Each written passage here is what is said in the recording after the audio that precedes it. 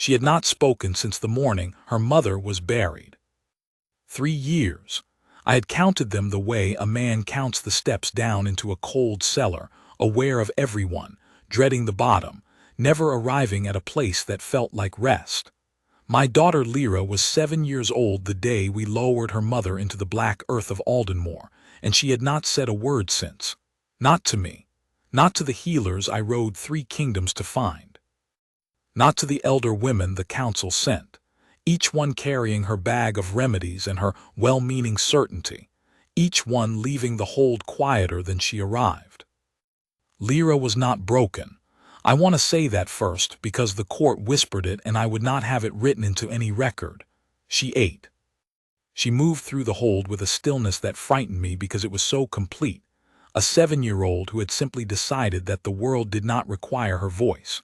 She sat at her high window in the east tower and looked out over the heather-covered ridges of the thorn wall, and she watched the gray sky move and she said nothing. When I came to sit beside her, she allowed it. When I told her about the hold, about the wolves, about the things her mother had loved in this place, she listened with those still dark eyes. But she did not speak. I was a king who ruled 50,000 people and could not reach one child.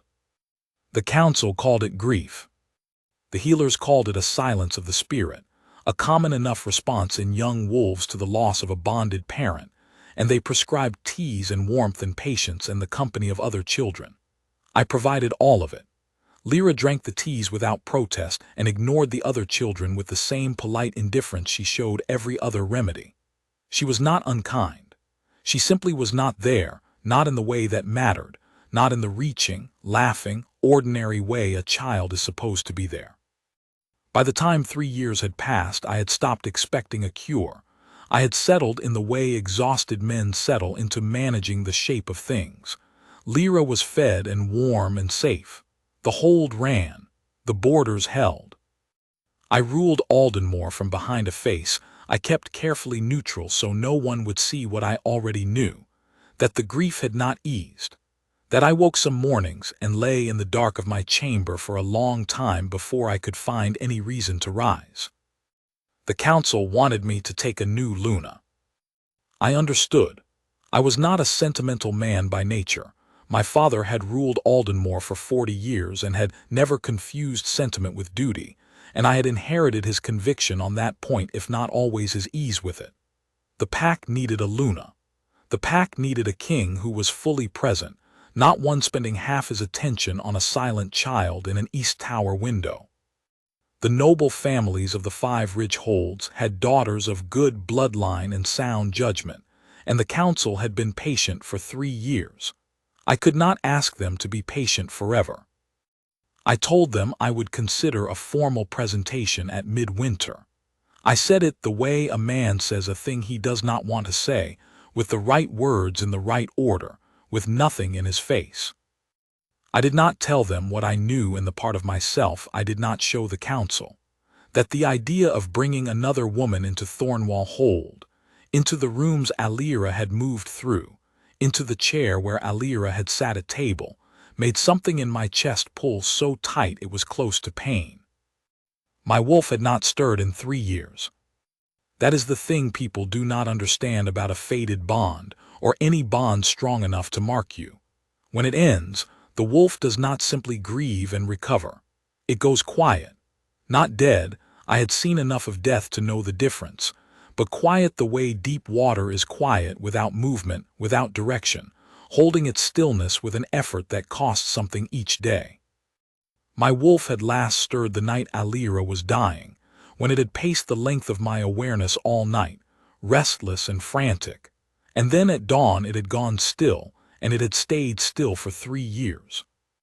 The healer said this would pass. I had stopped waiting for it to pass. It was my steward Bren who brought Senna to the hold. Bren had been with me since before I took the throne, a lean, gray-templed man of 50, with the particular form of loyalty that comes from having survived a long service and learned when to speak, and when to fold his hands and wait. I trusted his judgment on most things. When he came to me in late autumn and said he had found someone for Lyra, I expected another healer, another elder woman with her bag of teas. He said, "She is not a healer." I looked at him.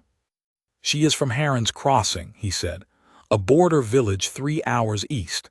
She tends the sick in the village, not a trained healer, no credentials, no bloodline. Low born, her name is Senna." He paused. "The miller's wife told me that there is a child in Heron's Crossing, a boy of 9 who had not spoken in 2 years after a fever took his hearing in one ear.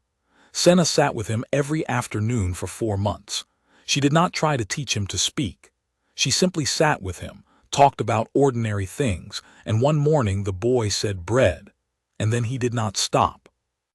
I said nothing. "I am not saying it is the same thing," Bren said carefully. "I am only saying that she reached a child no one else reached, and I thought it was worth asking." I thought of Lyra in her East Tower window, her dark eyes on the moving sky. I said, "Bring her." She arrived on a morning when the first real cold had come down from the northern ridges, when the heather was gray and the thorn wall itself was lost in low cloud. I watched from the upper gallery as Bren brought her through the hold's main gate, and my first impression was of someone who did not announce herself. Not in the way some people are quiet, studied, performing quietness, but in the way that certain things are simply what they are, without requiring anyone's agreement. She was not what the council would call remarkable. She wore a plain wool cloak, her dark hair pulled back simply, her face composed in a way that was not cold but not warm either, the face of someone who had learned to be still and found it suited her. She was young, though not a girl. She carried a single bag. She looked up at the hold's gray stone face without the usual expressions I saw from newcomers, neither intimidated nor impressed, and then she followed Bren inside.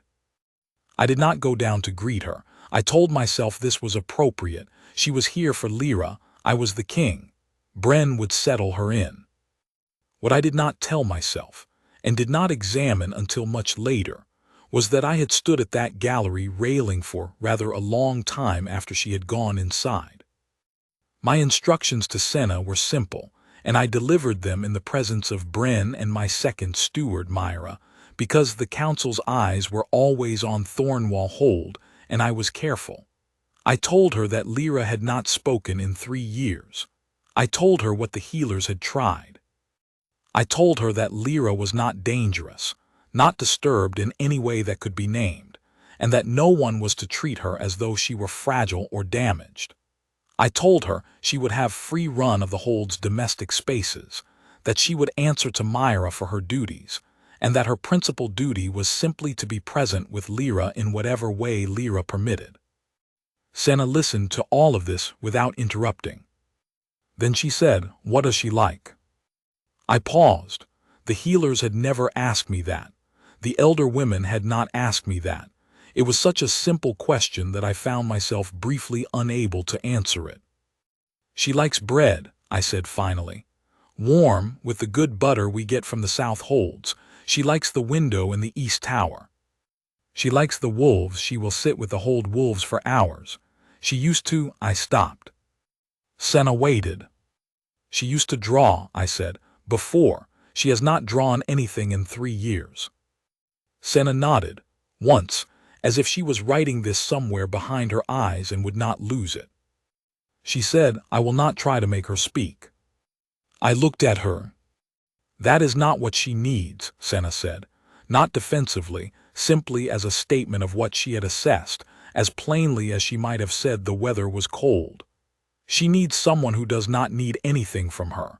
The speaking will come or it will not, but that is not the thing."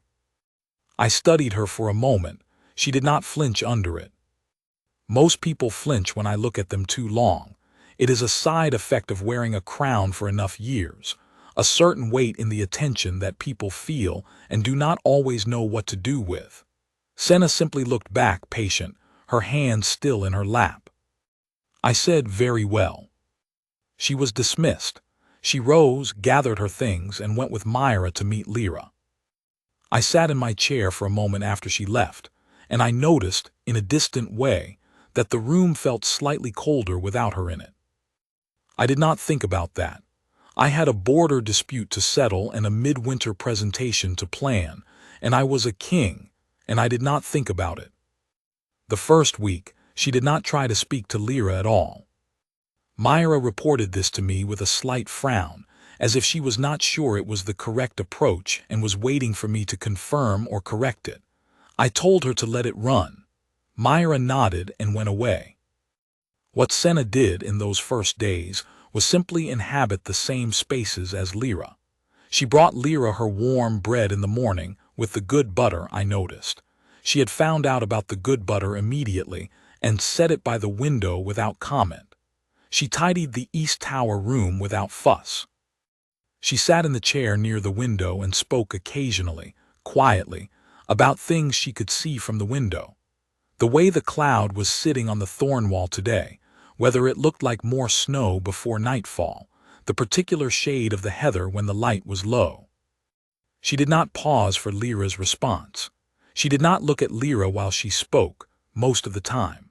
She simply talked about small, ordinary things in the way someone might talk to the room itself, and Lyra, I was told, sat in her window and listened. On the fourth day, I climbed to the East Tower myself, not to interfere, only to observe. I stood in the doorway. Senna was at the window, her own needlework in her lap, talking about bread.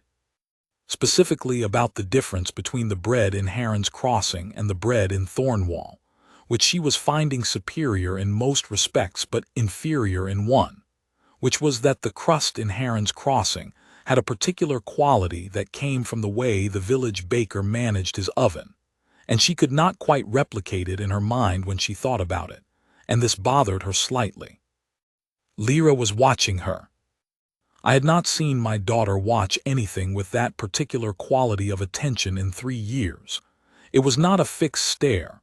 It was alive, tracking, the eyes of a child who is interested in something without yet being willing to show it. I went back down the stairs without saying a word. The second week, the Hold wolves began to take notice of Senna. This is not a small thing. The Hold wolves of Thornwall were not pets. They were mature pack wolves, bonded to the Hold in the way all wolves are bonded to a place where they have chosen to stay, and they were selective in their attention in the way all old wolves are selective. They had tolerated 3 years of healers and elder women and noble visitors with a formal indifference. They did not extend that indifference to Senna. It started with old Bress, the largest of the Hold wolves, gray-muzzled, who had been at Thornwall since before I took the throne and who had, to my knowledge, never voluntarily approached a stranger in his life. On the 9th day of Senna's arrival, Bress came to the kitchen at the hour Senna was preparing Lyra's bread, stood in the doorway and looked at her, and then walked in and lay down at her feet. Senna, I was told, looked down at him, said, "Good morning," and continued making bread. By the end of the second week, 3 more of the Hold wolves had taken to sleeping near the East Tower door at night.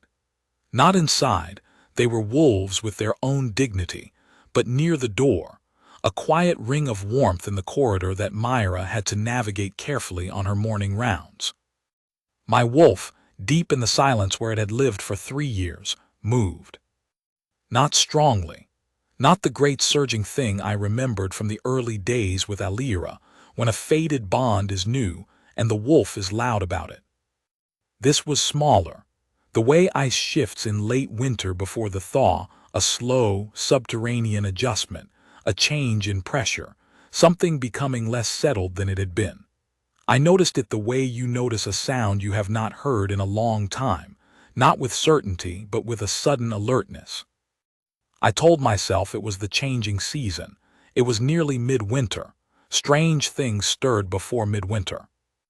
I told myself this and did not entirely believe it, and went back to the border dispute, and the grain assessments, and the midwinter presentation schedule that Bren had laid before me with the careful neutrality of a man who knows his king does not want the thing and will not say so. The third week, Lyra began drawing again. I found out not from Myra but from Senna herself, the first time she came to me directly with anything. She knocked at the door of my workroom early in the morning, before the council's hours, and when I called her in she stood in the doorway with a slightly uncertain look that was the first time I had seen her look uncertain about anything. She said, "I did not know whether to tell you this, and I decided I would rather tell you and have you decide what to do with it than not tell you." I set down what I was reading. "Tell me." Lyra drew something yesterday. She found a piece of charcoal in the fireplace ash and drew on the inside of her windowsill. I did not say anything about it because I did not want her to feel watched. "But I thought you should know." I was very still for a moment. I said, "What did she draw?" Senna said, "A wolf, sitting, very careful, she is good at the proportions, and something next to it smaller. I think it might have been a person." I said nothing for a moment. "I have left the drawing as it is," Senna said. "She can keep it or go over it. I only wanted you to know."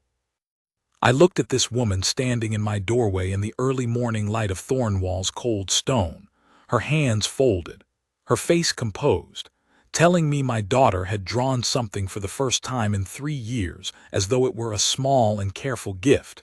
She was passing to me gently enough that I would not drop it. I said, "Thank you." She nodded and turned to go. I said, "Senna." She stopped. I said, "Whatever you are doing, keep doing it." She looked back at me over her shoulder, and for a moment the composed face shifted slightly into something that was almost a smile but was quieter than that, a warmth, present and unannounced, and then she was gone. My wolf moved again. This time I did not blame the season. The midwinter presentation was scheduled for the last day of the month. The 5 noble families of the Ridgehold sent their daughters, 4 women of good bloodline and sound judgment, as I had described them to myself, and they were, genuinely, all of those things. Bren had chosen well. The eldest was a capable woman of 32 who managed her father's hold already and would have been a formidable Luna.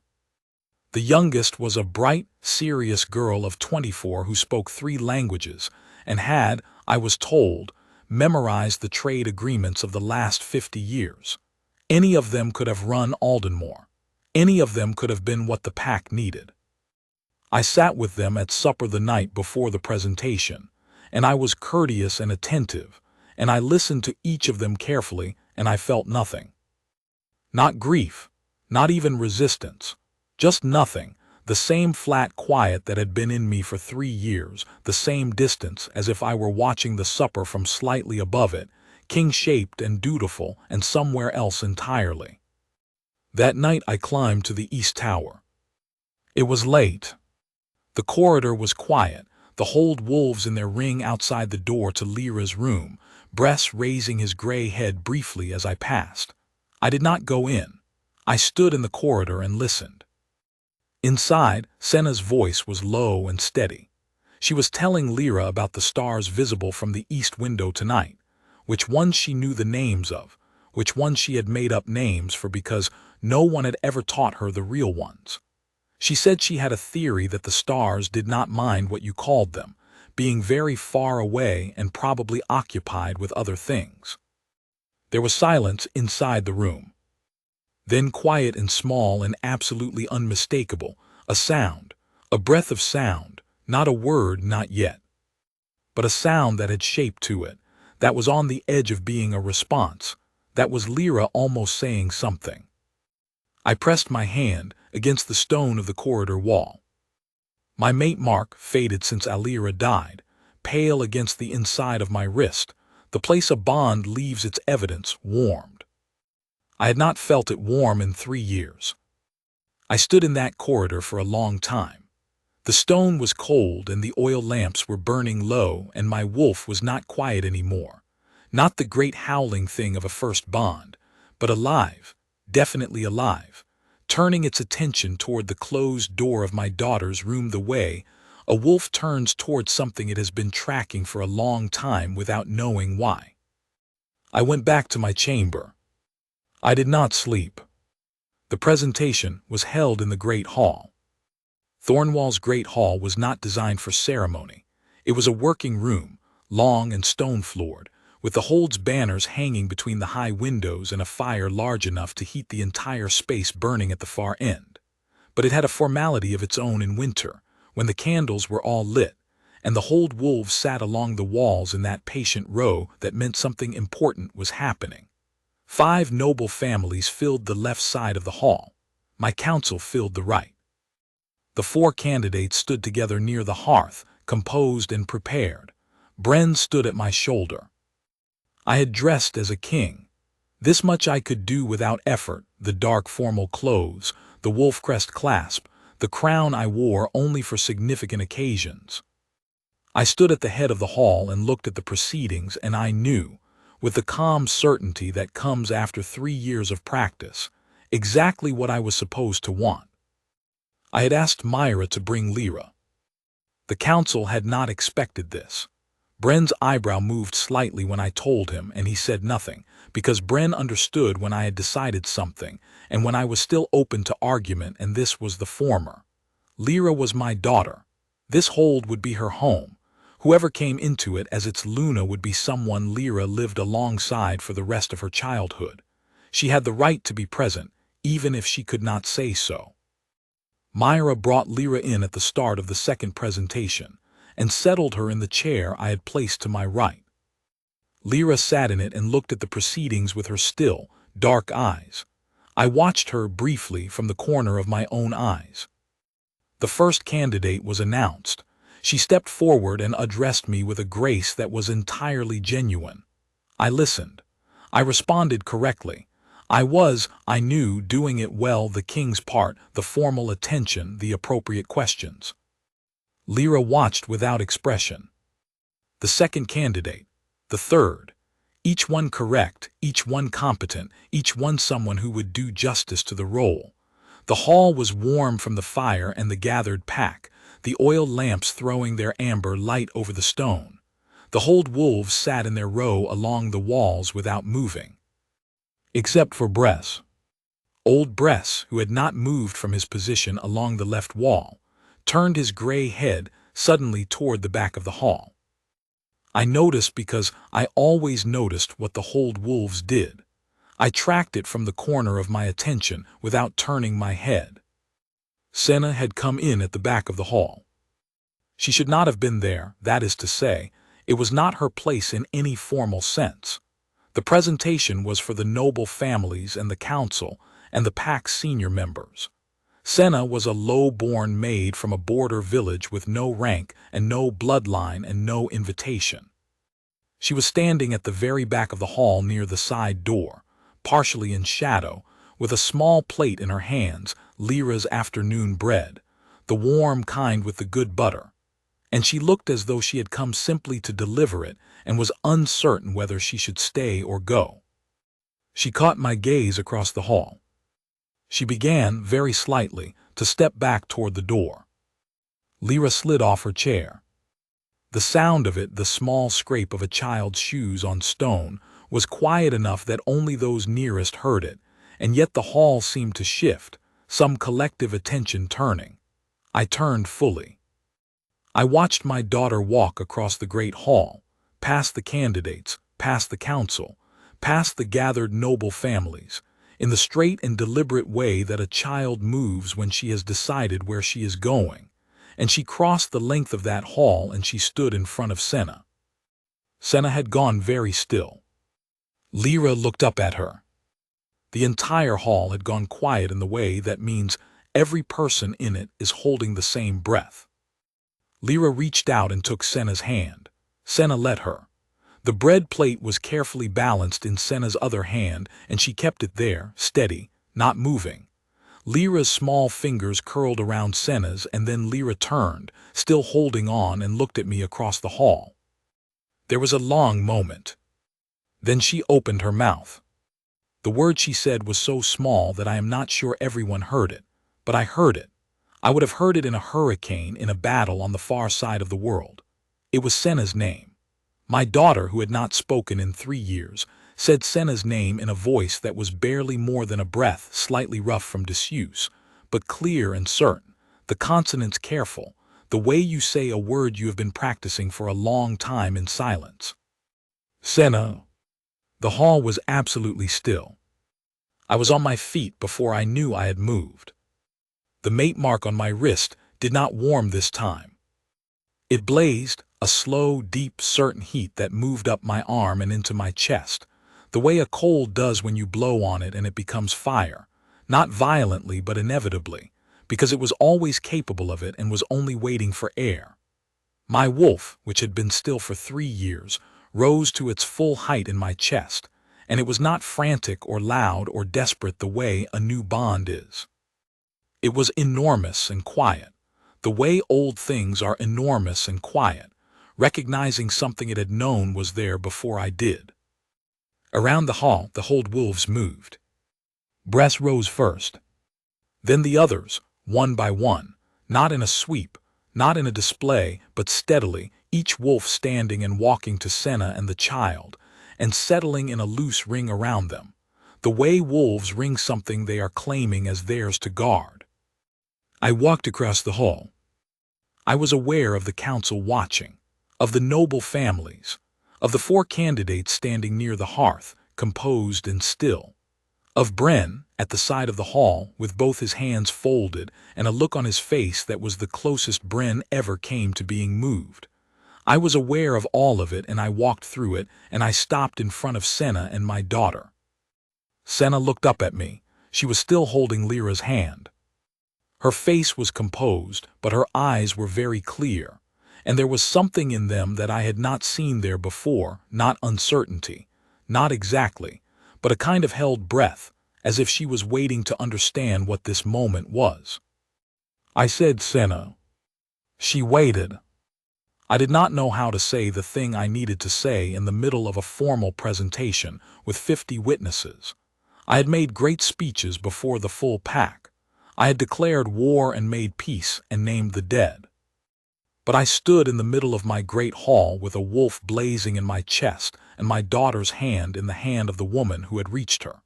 And the thing I needed to say was very simple and very large, and I was a king who had spent 3 years being carefully imprecise about everything that mattered. I said, my wolf knows you. A silence. Then something in Senna's face shifted, that quiet warmth again, the one that was too steady to be called a smile but was warmer than most smiles, and she said, I thought it might. I looked at her for a long moment. I said, the presentation is over. I heard the council stir. I turned and looked at them, at the 5 families, at the 4 candidates who had come in good faith and were owed an honest accounting, and I said, my apologies to those who have come.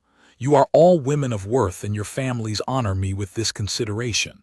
But there is no choice to be made today because the choice has already been made. It was made before I knew it. I looked back at Senna. My wolf named its mate some time ago. I was the last to hear it. Lyra pressed closer to Senna's side. Senna put her free arm around my daughter carefully and kept her eyes on mine. I have no bloodline, she said very quietly. No rank, no standing in any hold. I am a low-born maid from Heron's Crossing. You are the woman my daughter chose, I said. You are the woman my wolves ringed. You are my fated mate. My wolf has not been quiet since you walked through that gate. I glanced down at my wrist, where the mate mark was fully awake for the first time in 3 years, dark and warm against my skin. I held it toward her. The bond does not consult bloodlines. Senna looked at the mark. She was still for a long moment. Then, with the same unhurried, steady quality she brought to everything, she reached out her free hand and pressed 2 fingers against the mark. The warmth that moved between us was not violent.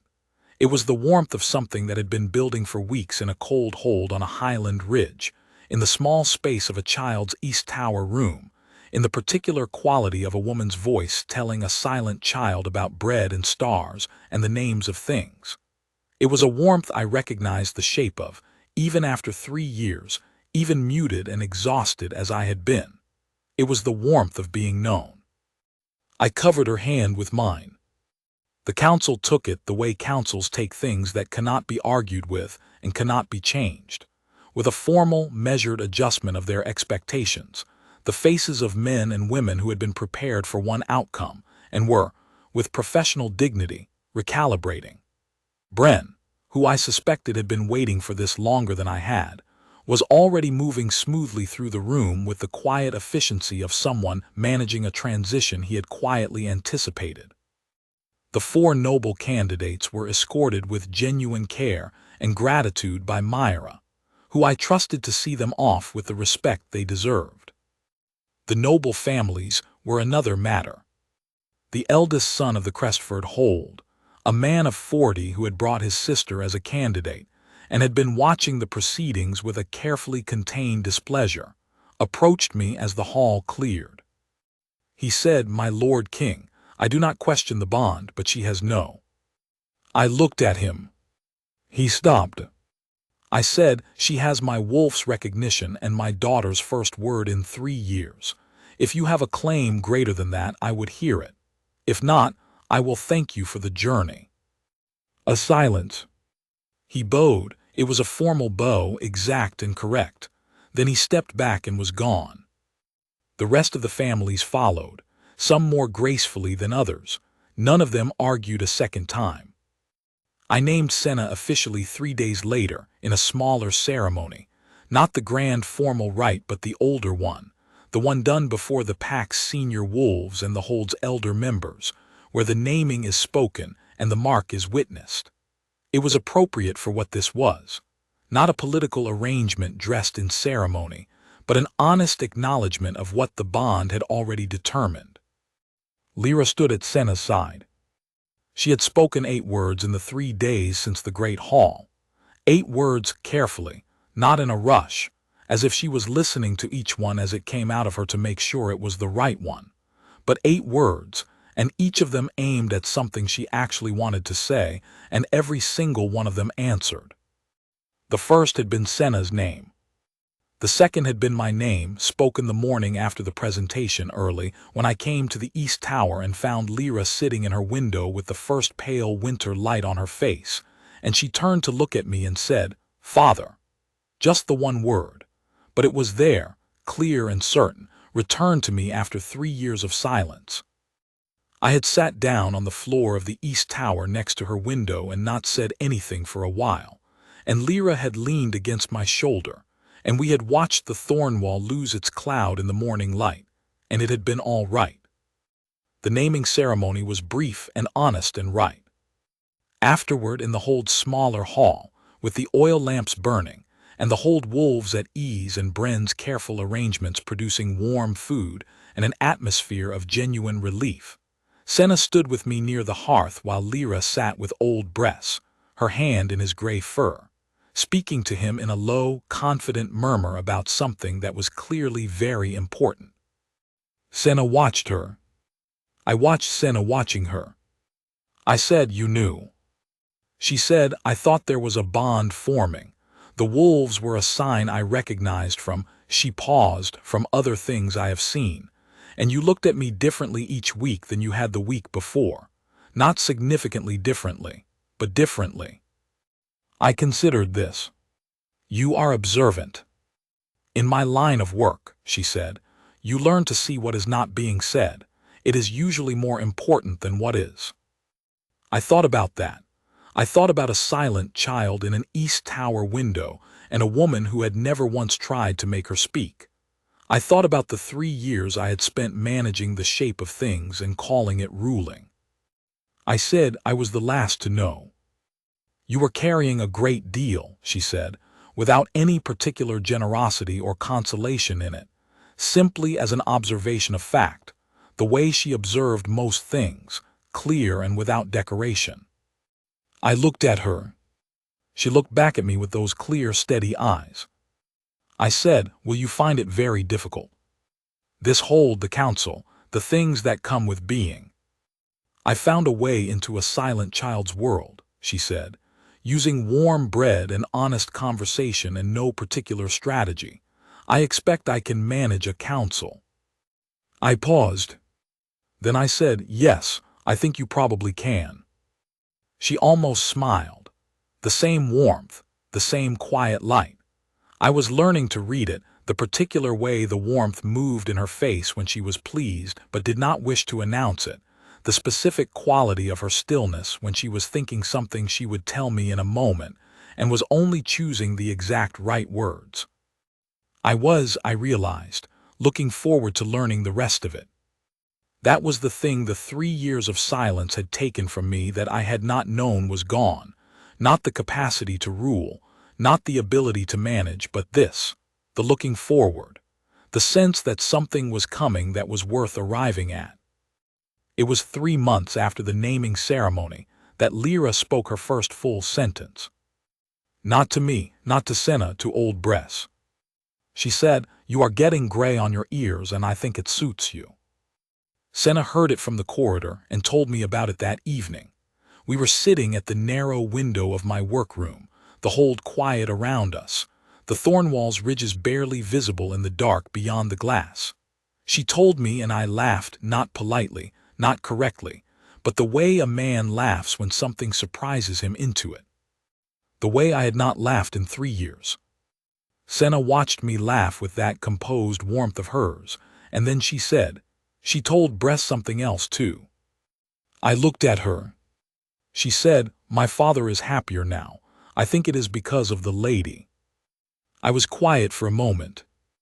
Then I said, "She is not wrong." Senna turned to look out the window at the dark ridges of the Thornwall.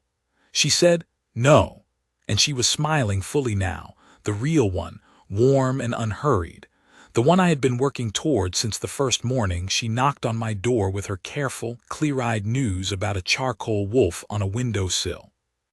I had not expected this. That is the honest thing, and I tell it honestly because it is the part the council and the senior pack members and the 5 noble families could not have known, standing in the great hall that midwinter afternoon watching my daughter walk across the stone floor to take the hand of a low-born maid from a border village. I had stopped expecting anything. Not bitterly, not in despair. I had simply, in the way of practical men who have endured a great loss, lowered my expectations to the level of manageable things. I expected the hold to run. I expected the borders to hold. I expected Lyra to eventually find some way through her silence in her own time by her own route. I did not expect a faded bond. I did not expect my wolf to wake. I did not expect to find myself, 3 years after the worst morning of my life, sitting at a narrow window in the dark with a woman who told me ordinary things with perfect honesty and made the rooms feel warmer by being in them. I had not expected any of it. And yet here it was. The hold wolves still slept outside Lyra's room at night, though Bress had migrated inside over the winter with the particular certainty of a very old wolf who has decided that dignity is negotiable when it is cold enough. Lyra drew every day now, the windowsill charcoal long gone, proper drawing materials found by Myra in a storeroom somewhere, and presented to Lyra with the gravity of a formal gift. She drew wolves and holds and ridges and small figures that I recognized, sometimes, as the people she was thinking about. There was one she showed me of 2 figures standing at a window in the dark, the Thornwall behind them, the stars above. She said, "That is you and Senna." I said, "Yes, it is." She said, "You look happier in the picture than you usually do in real life. I made you more happy on purpose." I said, "Thank you, Lyra." She considered this for a moment, then nodded, satisfied, and returned to her drawing. I have told this story as I know it, from the inside, as a king who had not expected to be found, told by the plain events themselves, as close to honest as I know how to be. The council settled. The noble families settled. They were practical people governing practical holds, and a settled, fated bond Luna with a king whose wolf was awake, and whose daughter was speaking was better for everyone than 3 more years of a king going through the correct motions at the correct times. Bren told me, with the satisfaction of a man who has managed a difficult passage well, that the mood in the pack had changed within a month of the naming, in the way that a pack feels it when its king is fully present again. I did not ask him how he had noticed. I already knew. The mate mark on my wrist did not fade again. That too is simple. A bond is not a thing that fades when it is genuinely held. I had learned this the hard way in the 3 years of silence after my first bond. I did not take it for granted now. I was a king who had been taught by a very long, cold quiet what it cost to lose the warmth, and I was not careless with warmth now that I had it again. Senna was never careless with anything. She brought the same quality to the hold that she had brought to Lyra's East Tower room, a steady, unhurried, honest presence that did not require agreement or performance or display. She learned the council's names and their concerns and their particular forms of caution with the efficiency of someone who had always been good at understanding what was not being said. She learned the hold's rhythms and the pack's small politics, and the particular way the wolves of Thornwall Hold needed to be managed, which was, in practice, not so different from the way she had managed Lyra, by being genuinely interested in them and by never needing them to be other than what they were. The noble families, after the first season, stopped being the noble families in the careful, watchful sense, and became simply the holds we worked with and the people we shared the ridge with. Old Crestford's son sent a good gift of wool at midsummer and a civil letter. It was enough. Lyra speaks in sentences now. Full, careful sentences, sometimes more than she means to say, the way children do when the speech comes back and they discover they have a great deal of it saved up. She has opinions about bread and wolves and the names of stars, about the specific quality of the Thornwall in different weathers, about the justice of certain council decisions, which she shares without prompting, and with a directness that I recognize as entirely her own, and also somehow very like Senna. She draws every day. The figures in her pictures have more expressions now. She has learned to put feeling in a face with a few strokes of charcoal, and she does it with the concentrated seriousness of a child who has found the thing she is particularly good at. She showed me one recently of a wolf, enormous and gray-muzzled, sitting, very careful on the proportions, and next to it a figure smaller with the wolf's paw resting on the figure's knee. She said, "That is Bress and Senna. I drew it because Bress likes Senna the best of any of us, and I think he should have a picture about it." I said, "I think you are right." She gave me a look that meant she did not need my confirmation of something she already knew to be correct, which is a look she has been giving me since before she could speak, and which, now that she can, is accompanied by an audible commentary that I find, if I am honest, one of the best parts of each day. This is the way a bond announces itself, sometimes. Not in thunder, not in the great ceremony of a faded recognition played out before the whole pack, though we had some of that in the great hall that midwinter afternoon, and it was its own true thing, but also in a wolf drawing on a window-sill, in a plate of warm bread with the good butter, in a child's hand reaching across a great hall for the one person in it who had never needed her to be anything other than silent, who had sat beside her and talked about bread and cloud and stars, and had asked nothing back. My wolf knew. The hold wolves knew. My daughter, who has always known things before I do, who sat in that East Tower window for 3 years watching the Thornwall and waiting, in her patient, unhurried way, for the world to make sense again, knew. I was the last to hear it, as I said. But I heard it. And in the morning now, when the cold light comes through the windows of Thornwall Hold and Lyra's voice carries down the corridor from her room, where she is telling Bress something of critical importance about the naming conventions of the northern stars, and Senna is beside me, and the mate mark on my wrist is warm, I count this morning the way I once counted the steps down into that cold cellar. Aware of everyone, knowing the weight of what it cost to get here, grateful beyond any word I know in any language for the fact that I am not at the bottom of it anymore. We are at the top. The Thornwall is bright in the winter sun, the heather still gray but waiting for the turn of the season, the wolves of the hold moving through the yards below in that easy, watchful way of an old pack in a place it trusts. My daughter is speaking. My wolf is awake. My mate is here. I was a king who had stopped expecting. I was wrong to stop.